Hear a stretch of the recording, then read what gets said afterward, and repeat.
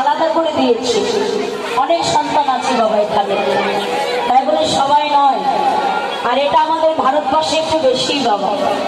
আপনার বাংলাদেশের আমার মায়েরা শ্বশুর শাশুড়িকে যত্ন করে, আদর করে, সবাই করে কিনা জানি না, তবে শ্বশুর শাশুড়িকে যত্ন আদর করে, তাদেরকে আলাদা করে না। কিন্তু আমাদের দেশে প্রত্যেকটা ঘরে ঘরে বেশিরভাগ ঘরে ঘরে শ্বশুর শাশুড়িকে আলাদা করে দেয়। বৃদ্ধা হয়ে গেছে শাশুড়ি, বৃদ্ধা হয়ে গেছে শ্বশুর, তাদেরকে আলাদা করে দিয়েছে, তাদেরকে খেতে পর্যন্ত দেয় না। আবার অনেক সন্তান আছে মাতা পিতাকে বৃদ্ধাশ্রমে রেখে আসে।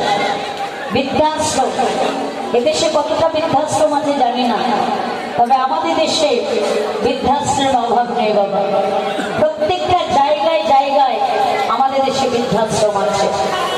সন্তান যখন বড় হয়, বিবাহ করে, ছেলে মেয়ে হয়ে যায়, তখন মা বাবাকে আলাদা করে বৃদ্ধাশ্রমে রেখে আসে।